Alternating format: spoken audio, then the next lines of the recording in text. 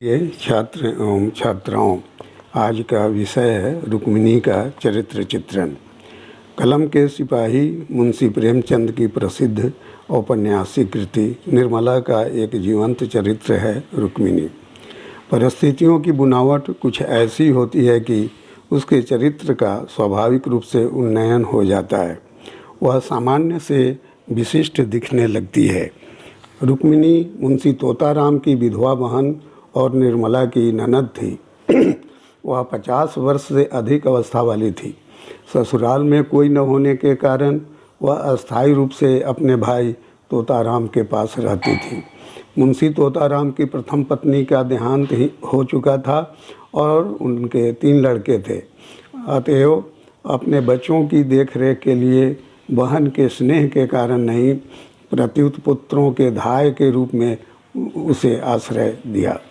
वह एक प्रकार से वकील साहब के घर की मालकिन थी। रुक्मिणी भी संतुष्ट थी, क्योंकि उसे किसी तरह जीवन के चंद दिन काटने थे। मुंशी तोताराम ने निर्मला से विवाह कर लिया और निर्मला अपनी ससुराल भी आ गई। लेकिन निर्मला को देखते ही रुक्मिणी को 2 तरह का भय हुआ। प्रथम यह कि उसका भाई उसके हाथों का खिलौना नहीं हो जाए, दूसरा यह कि सौत के बच्चों को वह जलन के साथ कुछ कर न दे। हम देखते हैं कि निर्मला का दूसरा भय तो निर्मल प्रमाणित हुआ, लेकिन पहला भय कुछ हद तक सत्य ही रहा। हाँ, भेद इतना ही है कि निर्मला ने अपने पति को अपने हाथ का खिलौना नहीं बनाया और न उसे इसकी ज़रूरत थी, क्योंकि मुंशी तोताराम तो स्वयं उनके अधीन होने के लिए बेचैन थे। मुंशी तोताराम ने अपनी पत्नी को प्रसन्न करने के लिए घर का सभी कारोबार उसके हाथों में सौंप दिया, जो रुक्मिणी को बुरा लगा, पर उसने इतना ही कहकर संतोष कर लिया कि इन लड़कियों ने घर संभालना नहीं, बिगाड़ना भर सीखा है। रुक्मिणी का स्वभाव अत्यंत विचित्र है। निर्मला के स्वभाव को जानने का प्रयत्न न करके वह अंत तक उसे भतीजे के लिए पिशाचिनी ही समझती रही। प्रेमचंद ने रुक्मिणी के संबंध में लिखा है कि रुक्मिणी देवी का स्वभाव सारे संसार में निराला था। यह पता लगाना कठिन था कि वह किस बात से खुश होती थी और किस बात से नाराज। एक बार जिस बात से खुश हो जाती थी, दूसरी बार उसी बात से जल जाती थी। अगर निर्मला अपने कमरे में बैठी रहती तो कहती कि न जाने कहाँ की मनहूसिन है, और अगर वह कोठे पर चढ़ जाती या महरियों से बातें करती तो छाती पीटने लगती। न लाज है न शर्म, निगोड़ी ने हया भून खाई, अब क्या कुछ दिनों में बाजार में नाचेगी। इससे स्पष्ट होता है कि वह निर्मला की हर बात से चिढ़ती है। अगर निर्मला बच्चों को पैसे इसलिए नहीं देती थी कि वे चटोर हो गए हैं, तब रुक्मिणी को अपने भगवान सर करने को अच्छा अवसर मिल जाता। वह कहती, अब तो मालकिन हुई है, लड़के काहे को जिएंगे, बिना माँ के बच्चे को कौन पूछे। रुपयों की मिठाइयाँ खा जाते थे, अब धेले धेले को तरसते हैं। निर्मला अगर चिढ़कर किसी दिन बिना कुछ पूछे ताछे पैसे दे देती तो देवी जी उसकी दूसरी ही आलोचना करती। इन्हें क्या, लड़के मरे या जिए, इनकी बला से। माँ के बिना कौन समझाए कि बेटा बहुत मिठाइयाँ मत खाओ, आई गई तो मेरे सिर जाएगी, उन्हें क्या। यहीं तक होता तो निर्मला शायद जब्त कर जाती, पर देवी जी तो खुफिया पुलिस की सिपाही की तरह निर्मला का पीछा किया करती थी।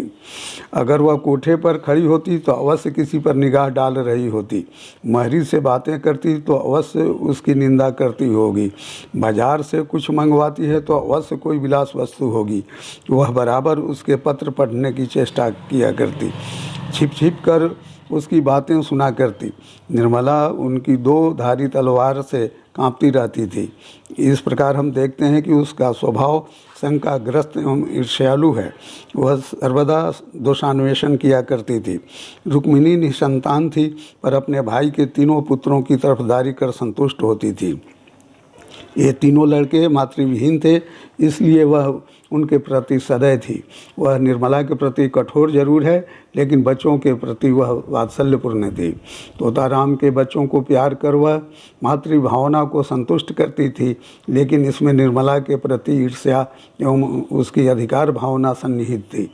इस तरह हम देखते हैं कि तोताराम के बच्चों को प्यार कर वह अपनी 3 वृत्तियों को शांत करती है, और वे वृत्तियां हैं पत्नीत्व, मातृत्व एवं अधिकार भावना।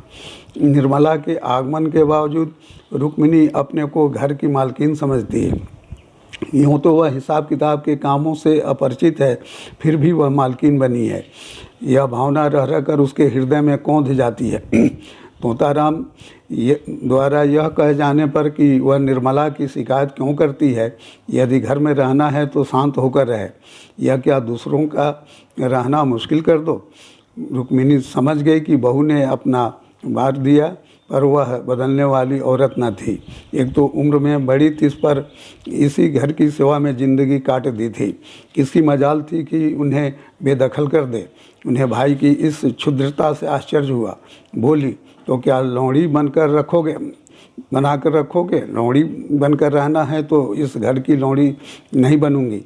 अगर तुम्हारी यह इच्छा हो कि घर में कोई आग लगा दे तो मैं खड़ी देखा करूं, किसी को बेराह चलते देखूं तो चुप्पी साध लूं, जो जिसके मन में आए करे, मैं मिट्टी के देवी बनी रहूं, तो यह मुझसे न होगा।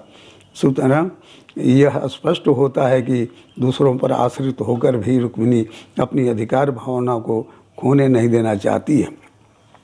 रुक्मिणी के चरित्र की तुलना कैकेयी की दासी मंथरा से भी की जा सकती है। वह भी फूट की आग भड़काने वाली है। रुक्मिणी अपने को हितैषणी प्रमाणित करती है।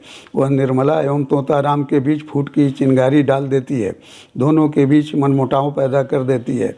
यह मुंशी तोताराम निर्मला के प्रति उसके कठोर व्यवहार के लिए डांटते हैं तो वह कहती है कि यह मर्जी है कि किसी बात में न बोलूं तो यही सही, लेकिन फिर यह न कहना कि तुम तो घर में बैठी थी, क्यों नहीं सलाह दी। जब मेरी बातें जहर लगती हैं तो मुझे क्या कुत्ते ने काटा है जो बोलूं। यह स्पष्ट है कि वह मंथरावृत्ति में भी निपुण है।